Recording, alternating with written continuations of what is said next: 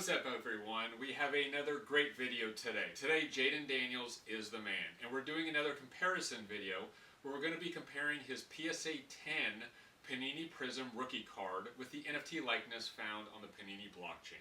Now, if you're a Jayden Daniels fan or just a hobbyist or collector, I suggest you stay tuned to find out the results. In addition, I'm going to show you a couple other variations as NFTs on the blockchain that might be interesting with you, as well as telling you my biggest mistake on the first Jayden Daniels NFT purchase that I made. Let's get into it. Today, again, we are talking Jayden Daniels, and we're talking his most recognizable rookie card, the Panini Prizm. First and foremost, what I like to do is jump into the PSA population to see exactly what we're looking at in terms of the physical card. If we scroll down, it doesn't take us long to find the base Jayden Daniels PSA 10 population of 2,763. There's quite a bit of PSA 9s at over 4,000. That could be because a lot of them are being cracked and being resubmitted. How many double count PSA 9s are there out there in the marketplace? That's a great question to ask, because with the modern cards, a lot of people are starting to say, well, the raw card does better at the resale market than a PSA 9. So whether you crack it and you get a 10, or you crack it and you get another 9, you may just crack it again and sell it raw. So that number of 4,085 might be inflated. But right now, as of May 22nd, 2025, we're looking at a PSA 10 population of 2,763. Now, when I jump over to eBay, I do a list of the most recent 10 sales of this particular PSA 10 base Jayden Daniels rookie. I only had to go back 2 days. So again, just like the Wemby video we made yesterday, this particular rookie card is still extremely liquid. The range that I saw was anywhere from $115 down to about the mid-80 range. When I totaled up the 10, the average price that I saw was $90.84 for a PSA 10 base Prizm Jayden Daniels. Now, if we go over to the Panini blockchain, we see that here's a representation, whether it's a base, whether it's a silver. I'm going to compare it, this NFT, to both. The base, we know, has a population of 2,763. Currently, the original mint number was 355 that you can see up in this corner. There have been 2 that have been burned. So when an NFT is burned, it can never be reminted. It can never get reintroduced to the population. So as of now, the remaining supply forever would be 353. So quite a lot lower than we're seeing with the physical card. The base price of this particular NFT is $30. Compared to the $90 we're seeing, with a scarcity of about, I'd say from the calculations, the NFT is 7 times, 7.5 times more scarce than the base for a third of the cost, and that's just the floor price that they're asking. If we go into what's been sold recently, 20, 25, 15, 18, 20. I mean, the base is probably at this point around 25 as it creeps closer to training camp in the summer, when the NFL market peaks a little bit. $30 might be a great entry level. You can throw in a bid initially for 20, 25, see if the floor is still around there. If not, there's a card available for $30. Let's see. Well, actually, did something just get, hold on, let me take a look. The floor price just dropped. So a new edition was just made. You can actually purchase this for $25. And then it goes up to $33, $35, and then you look at $40, $50. So, I mean, $25, you could jump in and buy this Jayden Daniels rookie card right now as an NFT. Looks like that's what the floor actually is. That, to me, would be a great purchase. Now, what Jayden Daniels does in the future, he did so much his rookie season, it's almost hard to comprehend that he's going to be able to capture what he did last year. I think he will. I mean, if you look at the stats, the one stat that jumped out at me last year was he was in the top 6 most sacked quarterbacks. Now, there were other great quarterbacks that got sacked as much as him, including Sam Darnold and Joe Burrow. They had one more sack than him. But the difference between those 3 quarterbacks and the rest in the top 10 were those 3 had a quarterback rating still of over 100. So to me, even in adverse times as a rookie, when he was getting sacked, he was still able to produce at a very high level, along with veterans Sam Darnold and Joe Burrow, who had amazing seasons last year. So to think that he's not going to catapult and do the same thing his sophomore year, possibly even better, I don't know. I'm always going to be betting on the guys instead of rooting against them. That's just my attitude. So now let's jump over to the silver variation. So again, let's look at the PSA population of silver. So if we scroll down to the silver, we see that there is a PSA 10 where I'm losing. Here we go, silver. Sorry about that. The PSA 10 population of silver is 221. Again, the PSA 9 population is quite significantly higher, 677. How much to read into that? Are those actually still PSA 9s on the market, or have they been cracked? I don't know. But as of today, there's 221. That's significantly less than what we saw with the Wemby rookie yesterday, if you watched that video. I'll put the link in the description on that one. If you find this interesting, you're going to love the Wemby comparison video we did yesterday as well.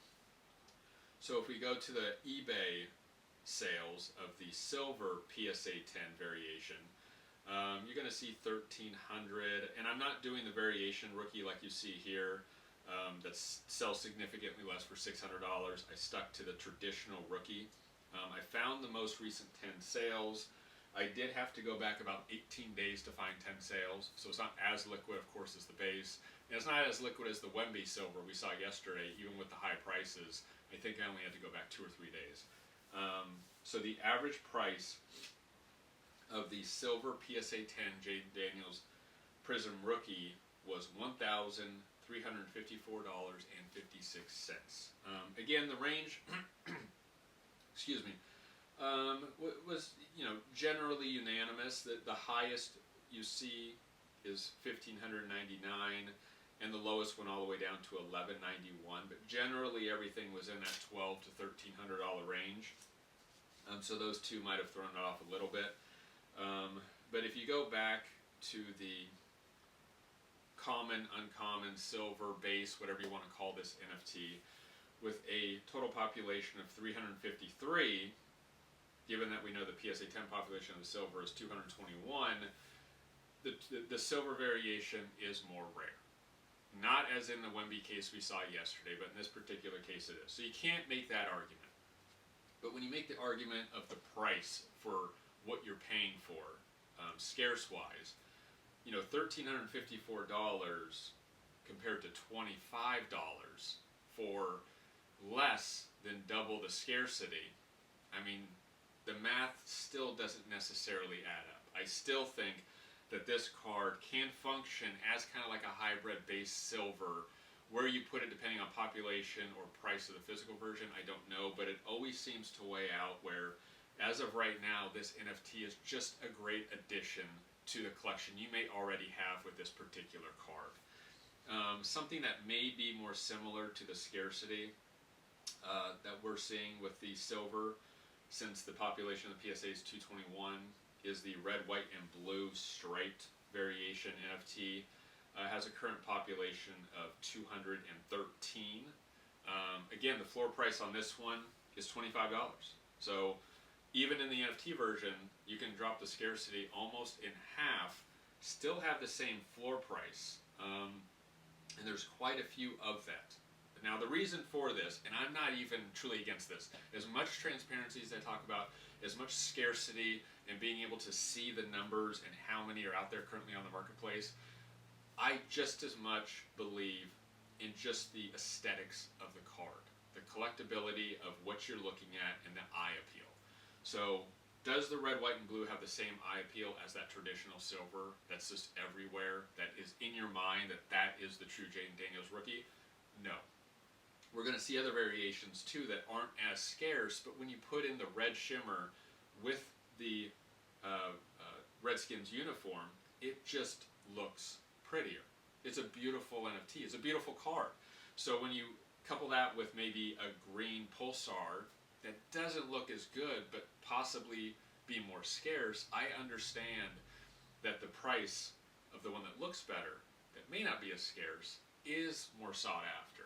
It could go for a higher price. It's not all about scarcity, but it's a good, you kind of throw all these things in a pot and you figure out what kind of collector or fan you are, and how you do these things. I just want to bring the attention to this, put it out there for you to make the decisions about what's best for you.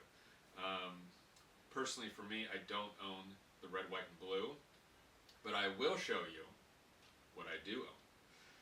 And it was, I would say, a mistake. In hindsight. Originally, when I got into this Panini blockchain and NFTs, I found it so exciting that I kind of jumped the gun. I started buying things that I liked, only referring to the physical world, thinking, this is a great price. It's a buy it now. I'm going to get this, I'm going to get this, I'm going to get this. I didn't really look at the sales history of the NFT itself. I didn't really understand the making of an offer and how that worked to maybe get a more accurate representation of what the current market price is on the particular NFT. But nonetheless, it's all good. I'm having fun. I'm ecstatic that this space even exists, this ecosystem exists, and that I found it and I'm able to share it with you. But I'm scrolling down. It's all the way at the bottom, which means no one's put one up for sale recently. Let's see. Where are we? We're going. Here we go. Startups. Who out there owns a Jayden Daniels startup other than me? Anybody? Who knows? I don't know. Initially, I saw this card. I saw this collection. I think I might own one of these cards in all of the top quarterbacks of the 2024 draft class. It might have caught my entrepreneurial side, the whole startups. It just looked kind of cool. You know, the NFT, how it shimmers. Whatever it may be, this is the only Jayden Daniels card as of today that I own. And I don't regret it. I still like the card itself. But what I paid for it was, what did I pay for it? I mean, maybe it wasn't that bad. Yeah, I paid $120 for it. So at that time, sales of $80, $80.99, and I just came out the gate. There's a buy it now 120, and I snagged it. Could I have gotten $100 for it? Could I have even gotten it back down to 85 or 90? I don't know. But just keep this in mind that when you start collecting with NFTs, I'm trying to bring the comparison to your minds, not only to protect you when you start purchasing NFTs, but just to understand and to realize how the two different markets as of right now work. And just because you're used to seeing one particular card sell for $6,000 in the physical world, and you see it selling for $1,000 as an NFT, and you're like, buy now, take a look at the recent sales. The floor actually might be $500. Not saying it's a bad purchase at that $1,000, but you may be able to put yourself in a better position with that NFT, and then have $500 more to spend on other NFTs to start your collection that you want to do. So take that for what you will. And then real fast, I don't want to take up too much of your time today. Excuse me. So I have allergies today. It's spring. If I go down the list of Jayden Daniels, I mean, that $25, somebody should jump on it. I'm going to say that for the Jayden fan, for the person who wants the base or silver PSA 10 but hasn't put the money on it, or they have and they just want to kind of have this as the NFT match as well. I suggest, somebody go get that before it's gone. I mean, the gold sparkles, the white sparkles, as people who watch me by now know, the white sparkles are my set with NFTs. I don't like the physical, love the NFT, the gold sparkle. I mean, look at that NFT. That's beautiful. That's a special card.